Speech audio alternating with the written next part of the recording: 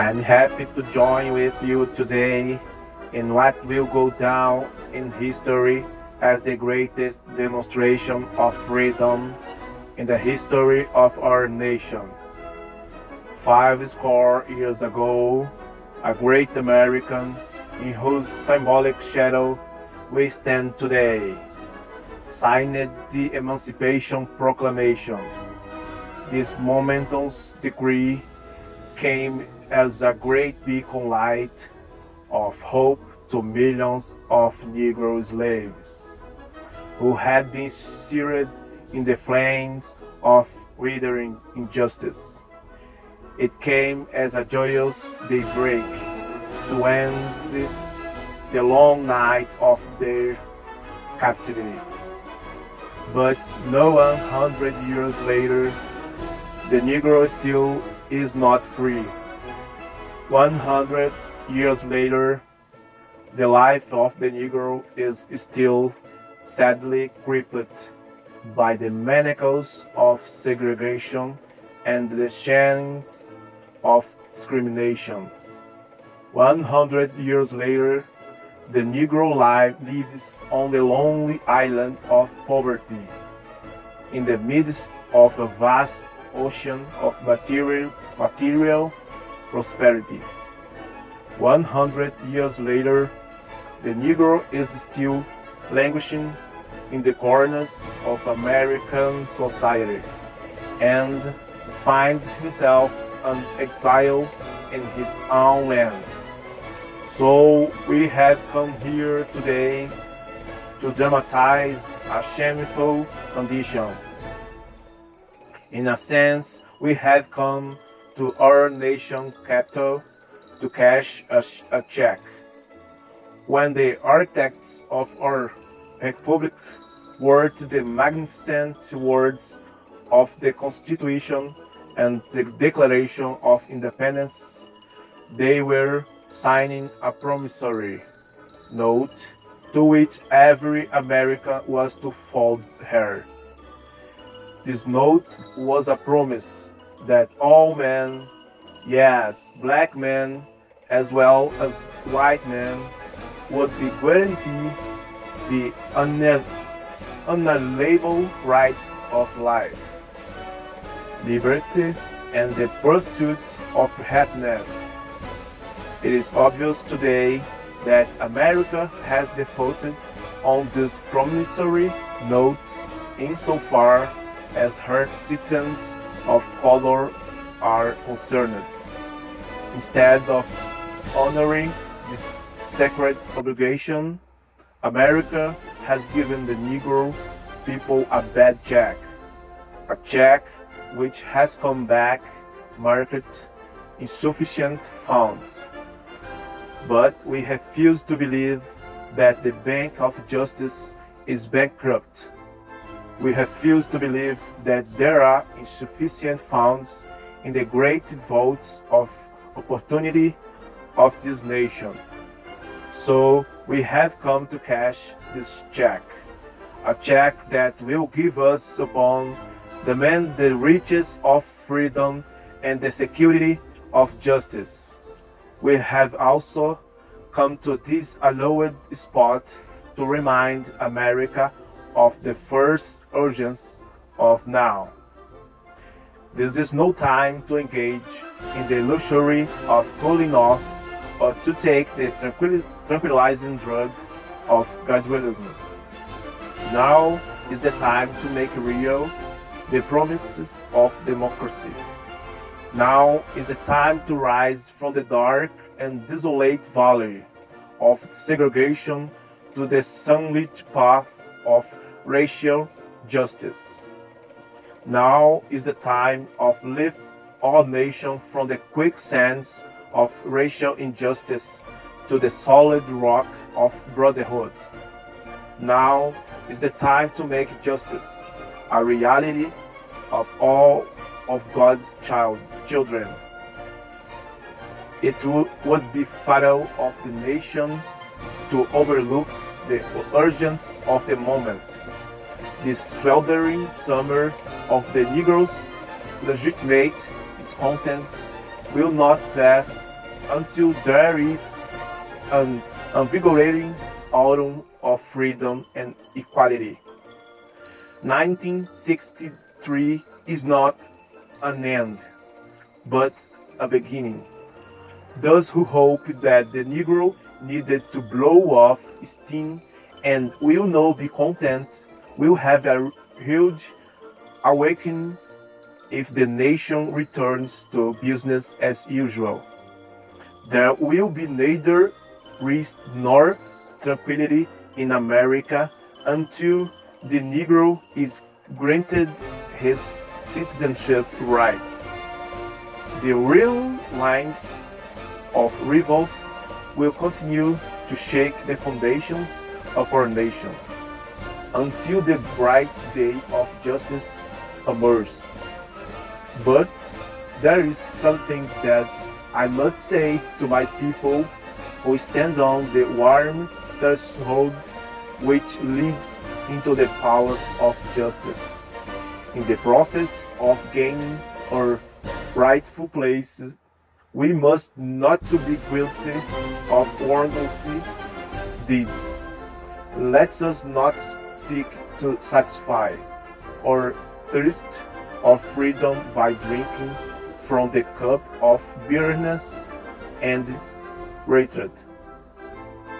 We must forever conduct our struggle on the right plane of dignity and discipline. We must not allow our creative protest to degenerate into physical violence. Again and again, we must rise the majestic weights of meeting physical force with soul force. The marvelous new militance which has engulfed the Negro community must now lead us to a distrust of all white people.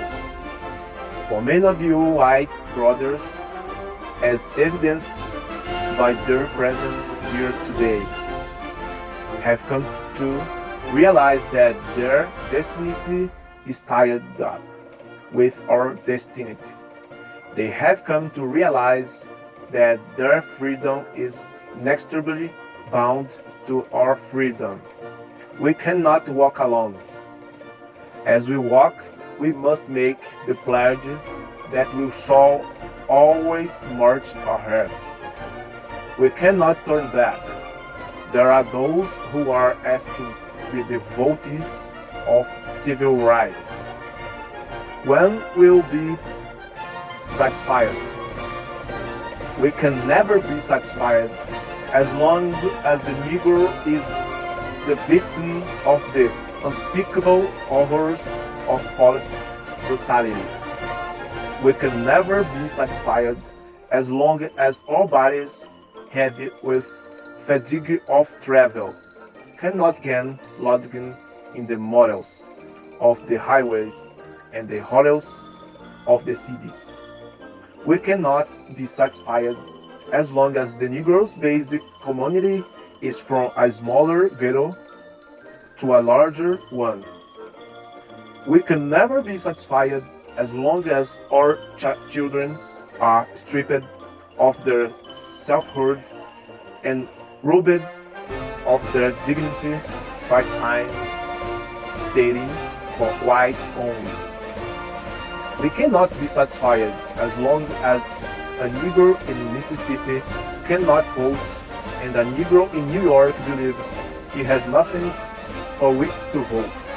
No, we are not satisfied, and we will not satisfy until justice rolls down like waters and right on us like a mighty stream.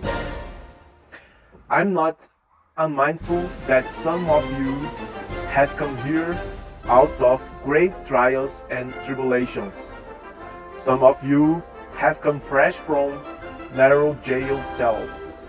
Some of you have come from areas where your quest for freedom left you battered by the storms of persecution and staggered by the wind of police brutality.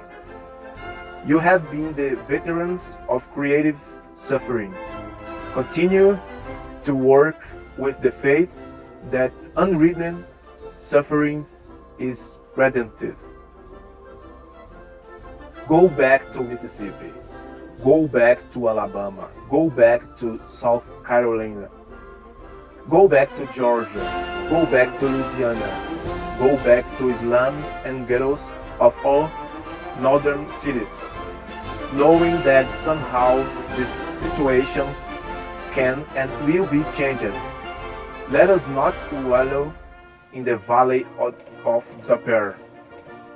I say to you today, my friends, so even though we face the difficulties of today and tomorrow, I still have a dream. It is a dream deeply rooted in the American dream. I have a dream that one day this nation will rise up and live up to the true meaning of its creed. He holds this truth to be self-evident that all men are created equal. I have a dream that one day on the red hills of Georgia, the sons of farmers, slaves, and the sons of farmers, slave owners will be able to sit down together at the table of brotherhood. I have a dream that one day, even the state of Mississippi, a state sweltering with the heat of injustice, sweltering with the heat of oppression, will be transformed into an oasis of freedom and justice. I have a dream that my 4 little children will one day live in a nation where they will not be judged by the color of their skin, but by the content of their character. I have a dream today.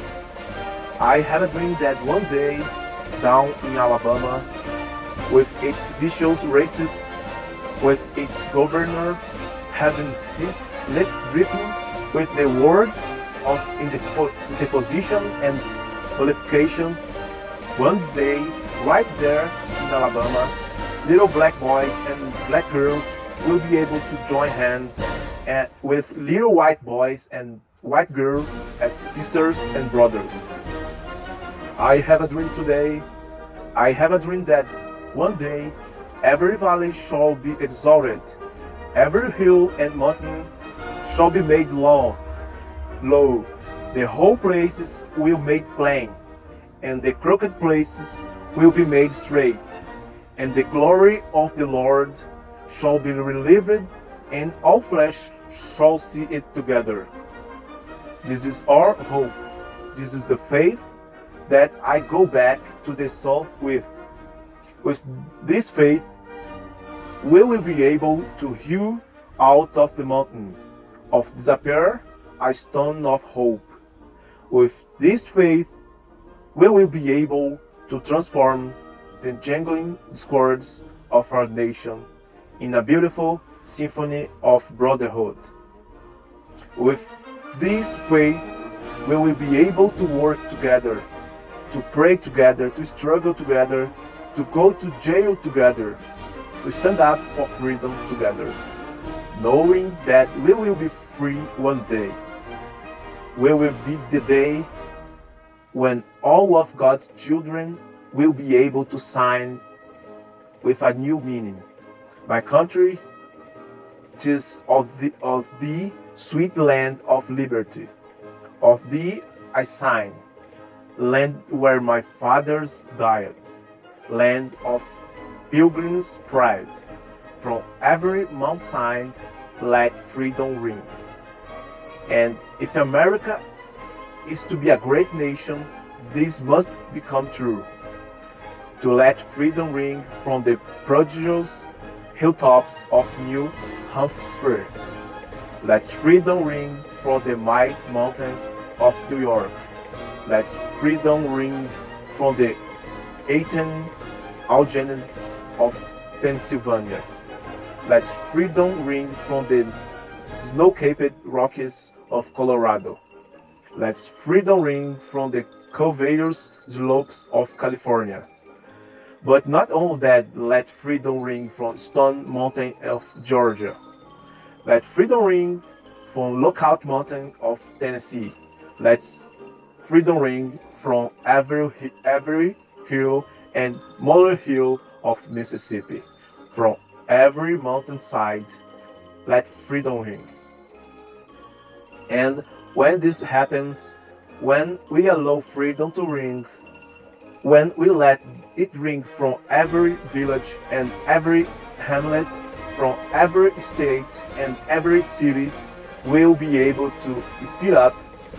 And day when all of God's children, black men and white men, Jews and Gentiles, Protestants and Catholics, will be able to join hands and sing, sign in the words of the old Negro spiritual. Free at last, free at last. Thank God Almighty, we are free at last.